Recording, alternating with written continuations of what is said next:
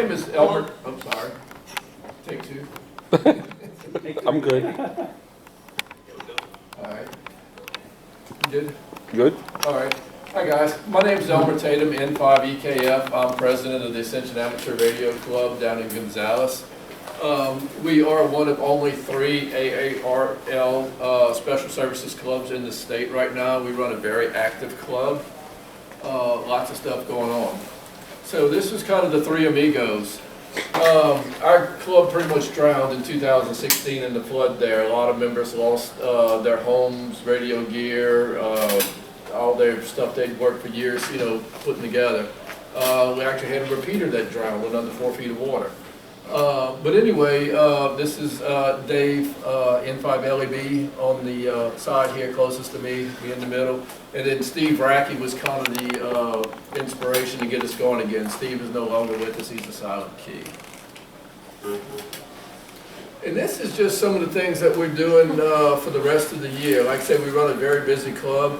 We're going to take part in the ARRL simulated emergency test, which was supposed to have been last weekend, but because of real world emergencies, it got pushed back to next Saturday. So we're going to be trying out a new program that we're developing now called Neighborhood Ham Watch, or so it goes by a couple names, Neighborhood Radio Watch, either one. We also have our communications trailer. We'll be at the Andouille Festival in La Place for the weekend. We'll also be running JADA, Jamboree on the Air with the Boy Scouts. So even if y'all not working with the Scouts, get on the radio, talk to some Scouts. It's one of my favorite events of the year. So we're trying to get the new generation of hams, you know, into the hobby. We're going to be putting on a CERT class October 29th and November 12th. I've got the literature up here on that, how to sign up. It's 2 Saturdays, 2 weeks apart. We're going to be doing a technician class over Zoom for free. So tell your friends, tell your neighbors. The great thing about Zoom is you don't have to be in our area. You can be wherever. And then there's tests all over the place, so you can find the local test once the class is complete. We're looking to do a POTA activation, which is Parks on the Air. We're going to try and maybe meet somewhere in the middle, maybe give it the Ozone Club or the Seaguard Club, or you know, some of these other clubs, kind of little community spirit for the ham radio operators. We're going to be doing our first VE test December 7th at one of our meetings, and then we're already looking into next year to do Winter Field Day. So how many of y'all do Winter Field Day? Yeah, I know Ozone is really big with it. The great thing about Winter Field Day, it's not summer. So Annie does ribs. yeah. So in Louisiana, usually the weather is much nicer for Winter Field Day. You know, we're not up to our knees in snow, freezing to death like they are up north. But this is our communications trailer. It's 24-foot self-contained. It does have air conditioning, which is a requirement here in Louisiana. And also we have a 40-foot pneumatic mast on the front of it, which we can hang 2 Buckmaster off-center fed dipoles off of that. Inside the trailer we've got 2 ICOM 7300s, so 2 independent HF stations. And this is kind of what it looks like with the door down. Wow. We've got our CERT backpacks right here. Our generator right there, and then this is we've got dual monitor computer stations for each radio. Here's our 7300s here. It's a Kenwood FT8900 that we use for, it's a quad band radio, but we use it as a crossband repeater. We've got 3 50-amp Astron power supplies in there. Also 4 Optima Blue Top batteries. We can pretty much run everything except the air conditioned off of batteries. And then in the front we've got multiple VHF, UHF, CB, Marine VHF, FRS radios. So we do have all the FEMA interoperable channels on there, from VHF low, VHF high, and UHF, and an Elwin radio in there. And then here down in the corner, in the little toolboxes there, we've got our Buckmaster off-center fed dipoles You got one dipole kit in each box. You pull out that little toolbox, you've got 50 feet of coax, 200-foot hanks of rope, and the dipole, we can hang it on the mast and stretch out the legs. And we can have this whole thing up and running in less than an hour. I can have it up and running in less than an hour by myself, so if I have help, it's even less than that. Nice. So this is what I was talking about, the neighborhood radio watch. I know Ozone Club, this is something that they're working on here in the area. How many of y'all have cell phones? Yeah. How well do they work during hurricanes or floods or Throw it away. Yeah.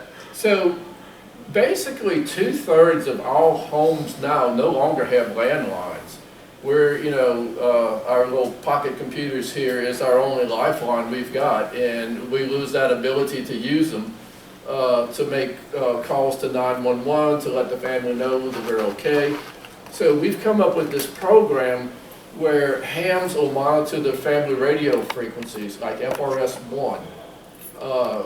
And people in your neighborhood that you can hear, like say it's those little bitty bubble pack radios you can get from Walmart or Academy or a lot of places, don't have to be licensed, they're cheap, they have the replaceable or rechargeable batteries. So we're working on right now with Ascension Parish Homeland Security, trying to get a direct radio link into our 911 call center. Not holding my breath on that, but anyway. But what we'll be able to do is we'll take emergency traffic over FRS onto our ham net, and then from there we'll get it into our 911 call center. So that's, we're going to, and this is what we'll be trying out for our simulated emergency test next weekend. This will be our first test run of it. If you can't get it into 911 center, port it into the EOC. Yeah. So there's other avenues. We've got a couple of firemen who do have their portable radios who are on the parish communication system. Ascension Parish is not on the Louisiana L-WIN system, so that's a big feather in our cap that, you know, during the disasters, the Ascension system, they call it Chuck Win or C-Win, is remarkably redundant and reliable. So we can always go through our fire department members maybe to go in that way. So What is LWIN? Louisiana Wireless Information Network. Or interoperability or information? Something. Okay, one of those? All right. Yeah, but it is the statewide 800 radio system. And the problem with Elwin is there's so many people on it that It crashed during Ida. yeah. So between damage to the system and just the amount of traffic on it, it takes the whole system down. The thing about the L1 system, a lot of it is dependent on internet links between sites. Well, some of it's still copper. It's still old hard copper wire. Well, that's what I'm talking about, is the internet, T1s, not an RF link. Yeah, This is a copper link yeah, or fiber optic link between sites. You lose one repeater in there somewhere, or you lose one of those line little amplifiers in there somewhere, and that leg goes away. oh yeah. It Because drops back into local trunking mode. yeah, for the last 2 years, I've worked in GOSEP as a radio operator, doing ham radio. And remember the big chemical plant, what was it, a chlorine fire in Sulphur, right after Hurricane Laura? You know how GOSEP found out about that? It was over ham radio. Yep. Seriously. We notified GOSEP of it. Also, Lafourche, Terrebonne, St. Charles parishes all lost communications with Baton Rouge last year after We Hurricane were Ida. in the Terrebonne EOC for I was that. the one running the radios in Terrebonne. Yeah, so we were going through Conrad's repeated the 805 over in LaPlace into Baton Rouge. And we couldn't get in good to the 805, so we actually were relying on St. Charles EOC stepped up for us. At one point, we had 5 EOCs on the 3.9 repeater, and it was spectacular. We ended up not needing that link to GOSEP, but it was absolutely incredible seeing 5 EOCs step up and work together that way. Yeah, What so, happened is eventually, they actually, Elon Musk donated 20 Skylink satellite Wi-Fi units, and those went to the EOCs in some of those places. So when they got right back onto web EOC, then they Yeah. didn't want the hams in anything Well, anymore. our EOC is very hand-friendly in Terrebonne. We're very blessed with that. Yeah. We've got a great relationship with our EOC. Yeah. And But that's I'll admit, even though I was not, like, he's also an operator there, but he works for the parish, so Yeah. he was up to here in work. So even though I was the only operator there, I really wasn't needed much, and I did more filling coffee and emptying garbage than anything, Yeah. but that's how it works in an EOC, you do where you need it. Yeah, and so this is how we're gonna do the simulated emergency test. I mean, it's gonna run next Saturday from 9 o'clock to 10 o'clock our time. We'll monitor FRS channel 1. I'll go out and come up with some sample traffic and go in on FRS, and they'll take that on the ham and pass it into a net control, and we'll simulate passing it into our 911 call center. Something Ascension Club has been doing that's different than everybody else. I know you've got Aries 3, Aries 9, Region 2, I mean, all these different groups, they all have their Aries nets. What do you do on your nets? You check in, make a few announcements, and everybody checks out. What we do, Baton Rouge Club usually handles the Region 2 Aries net. And I mean, they're more structured than usually our club nets and stuff like that. But what we do, we use ours as a training net. We actually do use the ICS 213s and the ARRL radiograms to pass traffic. I mean, this is just some little sample messages. And, but passing traffic is not as easy as you think. You know, even I'm sitting there dictating, like, okay, I dictated that too fast. Okay, note to self, slow down. You know, and then the other people are trying to, you know, take this and get proficient at it. So like I say, it's not an automatic skill. So anyway, this is what we'll be doing next Saturday morning. And then this is our 205 that we've come up just for our club. I haven't seen one from the Region 2 yet, or anybody else actually. Y'all have y'all's together doing it? Or, No. For Region 9. Mm-mm. Yeah. mainly our main frequency in region, in St. Tammany, the 147.27. And then we've got the HF nets, and we got packet here. We do have a published plan. It's on Region 1's site, actually. And Yeah, we're but- sister to Region 1, if you will. One of the things As far we as they learned like. during Hurricane Ida, we lost power. So it's kind of like, you know, when we lost commercial power in the area, we lost our repeaters. So anyway, one of them, we've got some serious battery backup power on it now. We haven't tested it out yet, but be interesting to see how that fares. So anyway, like I say, Ascension Amateur Radio, we've been a CERT organization for a very long time. The communications trailer I was showing you, the guys who were with the club before the flood put that together after Katrina, and that was all through CERT grants, through Department of Homeland Security. So there is funding and stuff like that available for some of your club projects, your communications projects, things like that. You just have to go out and find it and apply for it.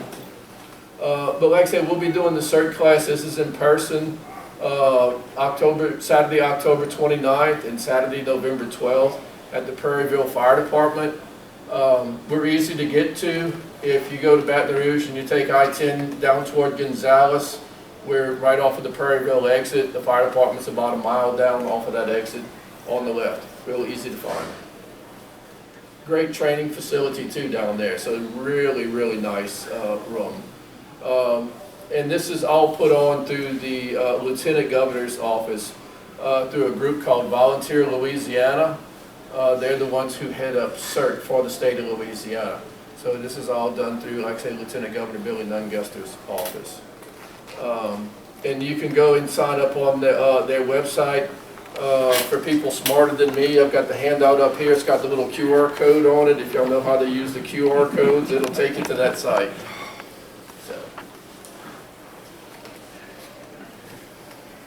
So what is CERT?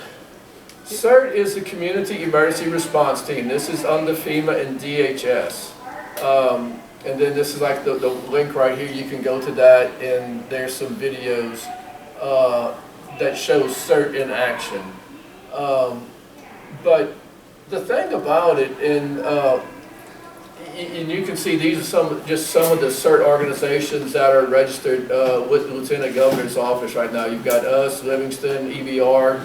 In fact, we just helped out with a class from MOSEP, Mayor's Office of Homeland Security and Emergency Preparedness in Baton Rouge.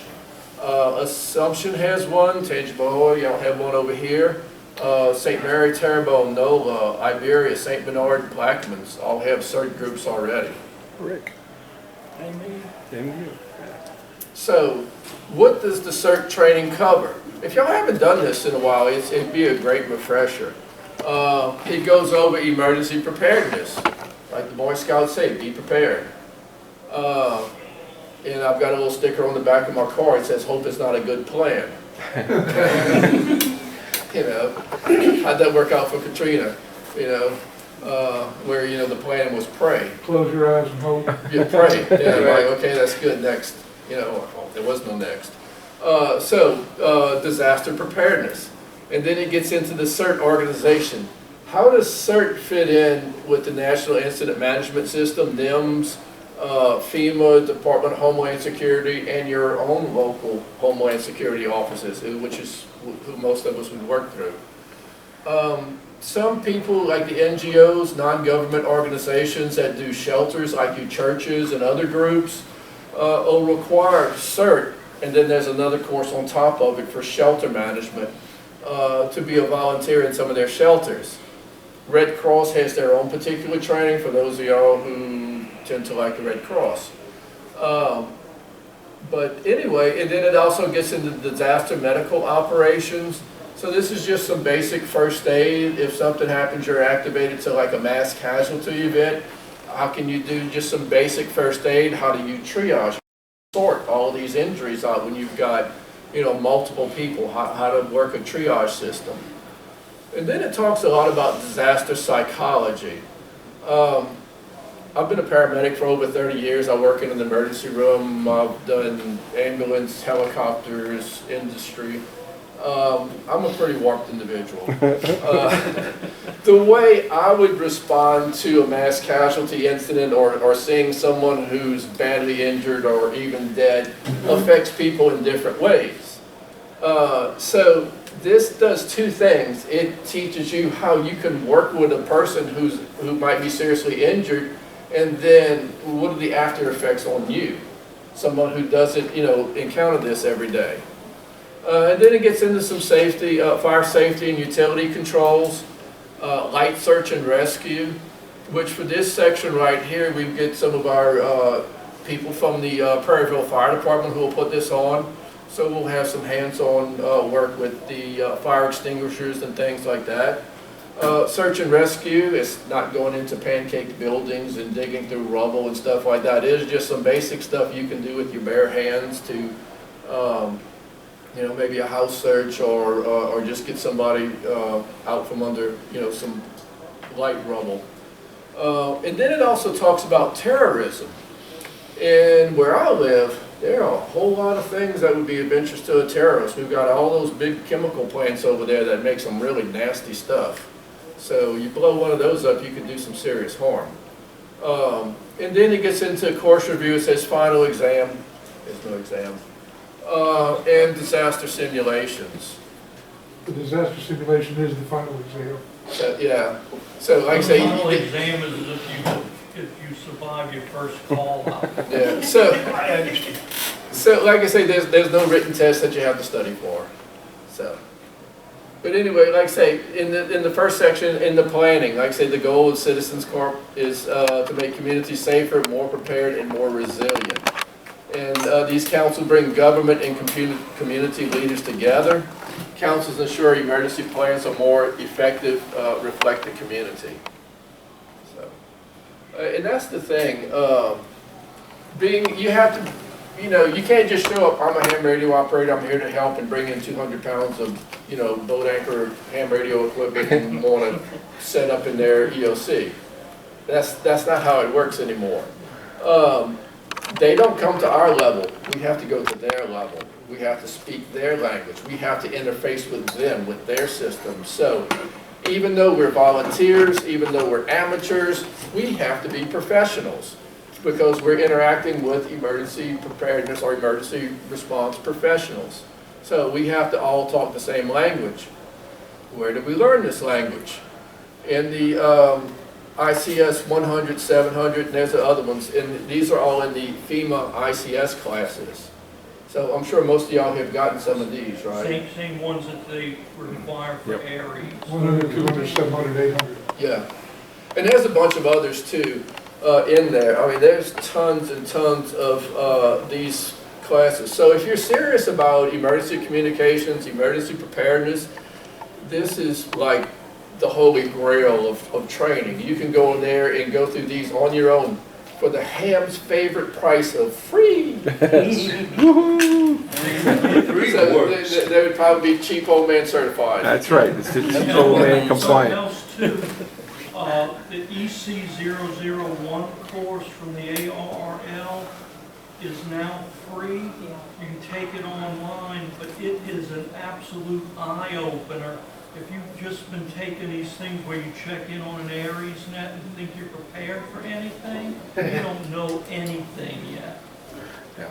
So you have a question? I just wanted to mention your 100, 200, 700, 800. If you're wanting to help in an EOC, most of your EOCs Yeah. will require you to have Yeah. that before you step foot Yeah. in their EOC. Yeah, I just, GOSEP is doing some 300 and 400 classes coming up in the next few months. So when I didn't have an account through GOSEP, but when I registered, you have to have your, you had that 10-digit FEMA student ID number. Yeah. So you put your student ID and it goes to FEMA and looks like, okay, who's this person? And it pulled in all the classes I had taken. So it populated. You don't have to load any of your prerequisites or anything like that. It went out and found them. So I'm like, hey, technology's great. Those are listed on what the GOSEP calendar is? It is. Okay. I Yeah, need to check so that out. there's multiple classes coming up, and not just in Baton Rouge. I know there's some in Lake Charles, I think New Orleans as well, so they're kind of spread out. And now they go into Oxcom, which They had an Oxcom class here a couple of years ago. don't I think know we were with you for who's that one. approving people for that. Somehow I got into it. LSU fireman training, I think that's the old name, I'm not sure what's there. Yeah. But anyway, they were doing a COM-L class, if you're familiar with those. I'm leader. Yeah. Yeah, Communication leader. so I looked at what all that entailed, and I'm like, It's a lot. this isn't for a ham who Yeah. wants to The help out for. AUXCOM is good for a hand. Yeah. COM-L is a lot more technical and Yeah. equipment. COM-T is extremely technical. That's for like your IT personnel who are going to set up mesh networks and repeater systems and computers and, That's mine. yeah, so, but anyway, but like I say, we have to speak the same language as the people that will be working around. And then like say disaster medical operations, like say it's your basic first aid. Disaster psychology, talked about that a little bit. And search and rescue, how to do that. Going out, and the way CERT is set up, it's for your local area. So I mean you can, and they have certain organizations set up now for some large businesses. My wife works for Blue Cross in Baton Rouge, BC before COVID. They had 2,200 people on that one campus in Baton Rouge. So they had their own CERT team for that. I mean, that's a small community. A lot of colleges are going to it now, even large high schools, because, in these, with the latest craze of, these active shooters and stuff like that, or other emergencies, weather-related events. You can have a mass casualty event at one of these large schools or universities. So they have CERT, and it's a little different. It's geared for a younger audience, more for like a student age person. So this is a specialized version of CERT that is available. And then like I say, it gets you know, no tinfoil hats required. It doesn't really get way out there, but it gets into, you know, some things that, you know, terrorist targets. And, you know, that can be a whole lot of different things. Baton Rouge General, that whole healthcare system, somebody got into their computer system and took that down. And that really caused a lot of problems with their operations, and it affected other hospital systems too. So, I mean, that's a form of terrorism, actually. The WannaCry. Yeah. Yep. So, and then, like I said, we get into a little fire safety and utility controls. Where we'll be putting our class on is the training center for Prairieville Fire Department. So they've got all their simulators and stuff like that. So this should be really cool if you want to get your hands on some training on basic firefighting. And then these are just some other additional training resources that you can go to. Ready.gov, Emergency Management Institute, which this is a lot of your ICS classes through FEMA. And then through the ICS courses and all that, there's one, IC 317, which is an introduction to your CERTs. And then the 315, CERT and the Incident Command System.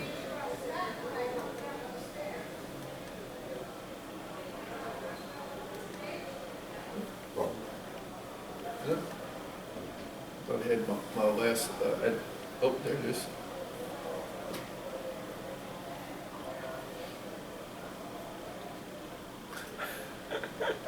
So, Yes. but anyway. It is that time. But like I say, Ascension Amateur Radio, we are a gumbo. We do a lot of different things. Like I say, we do emergency communications and a whole lot more. If you look at all the stuff we can do as ham radio operators, you know, we try to, you know, put that into our meetings too. We have a monthly meeting that's, our attendance is growing. And like I say, not everybody wants to do emergency communications. We always have a presentation on some topic. Last month I did one on meteor scatter. I was sitting there putting one together on antennas, and I'm like, oh, Perseids meteor showers are in August, and I'm like, shiny thing. And you know, so I tabled that presentation I was working on to go do meteor scatter. So I thought it was cool, presented to the group, and that didn't stick. But it's like, this is something we can do. And then this past month, the local weatherman up in Baton Rouge, Jay Grimes, he gets on there sometimes, hey, the ISS is coming over, you can go out and see it. So that really generates a lot of interest with the hams, who are like, hey, there's ham radio stuff on the ISS. Yep. So I did a presentation on that instead. And catching the pictures. well, they weren't doing the slow scan, but anyway, they do have a repeater and an APRS digi on the ISS. We got a robot up there. Yeah, and so it was funny. I heard a ham from the ISS who lives maybe 10 miles from me, if that far. I heard another one up in Baton Rouge. I heard one over here in Slidell, all off the ISS repeater, which is 250 miles up, traveling 17,000 miles an hour. Yep. Got So. about a 4-minute window. Well, on a good pass, you can get a little bit longer than that. When they get up above 75 degrees or so and higher, I mean, you can get about 10 minutes. So, but that's just some of the things, and the thing I tell people, you can do this with a $29 Bofang. Yep. You know, or you can do it with $1,500 ICOM 9700 and anything in between. So, like I say, we try to do our programs for, you know, and we have people of all economic backgrounds and all that, so not everybody has that ICOM 9700. I don't. Yep. So I don't even have a Bofang. But anyway, but we try to mix and match, and like I say, emergency communication is kind of our root, and then we add all the other stuff, all the other flavors into it. And so that's kind of our Ascension Amateur Radio gumbo. Or as they probably should, I should say jambalaya.